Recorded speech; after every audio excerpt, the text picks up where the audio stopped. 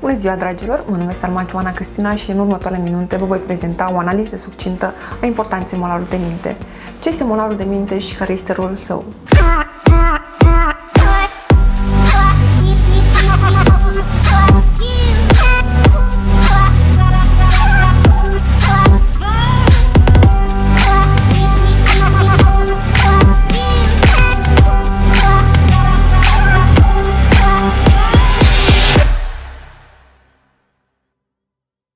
Molarul de minte este molarul 3 care erupe în mod special în jurul vârstei de 17 și 25 de ani, dar pot exista cazuri când erupe după vârsta de 30 de ani sau la unele persoane nu au niciunul.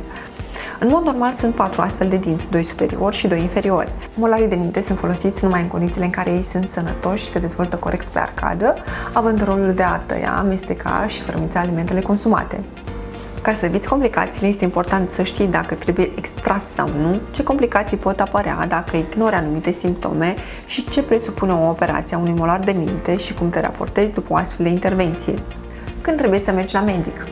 De cele mai multe ori, molarii de minte nu prezintă semne supărătoare și de aceea este indicat să mergi periodic la medic pentru un consult de rutină.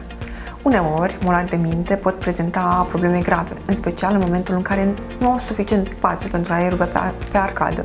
Printre acestea putem enumera dureri gingivale, carii dentare, înghesuirea dinților, deteriorarea dinților din vecinătate, infecții repetate ale țesutului din zona posterioară a molarului de minte sau chisturi la nivelul maxilarului. De ce scoate molarii de minte? Pentru a scăpa de disconfort și dureri, pentru a întreține corect igiena orală, pentru a preveni sau stopa înghesuirea sau modificarea alinierii dinților, pentru a evita traumatismul asupra părților moi.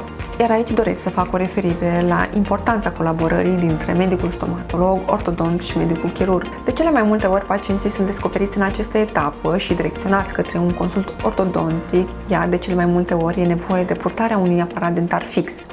La un simplu control de rutină, medicul tău stomatolog îți recomandă o radiografie pentru stabilirea unui diagnostic și mai apoi pașii de urmat în timpul operației. Însă, uneori este nevoie și de un examen CBCT pentru a putea stabili poziția exactă a molarului de minte și raportul acestuia cu anumite structuri anatomice din vecinătate, iar aici fac referire la poziția acestuia cu canalul mandibular și implicit cu pachetul vasculonervos alveolar inferior. Se consideră că nervul alveolar împreună cu pachetul vasculonervos adiacent trec pe sub apexul molarului de minte și la oarecare distanță față de acesta. Se consideră însă că acest raport este extrem de variabil. Cam atât pentru astăzi, dragilor.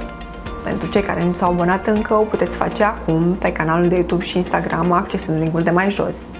Și nu uitați, diferența o faci zâmbind. Vă mulțumesc!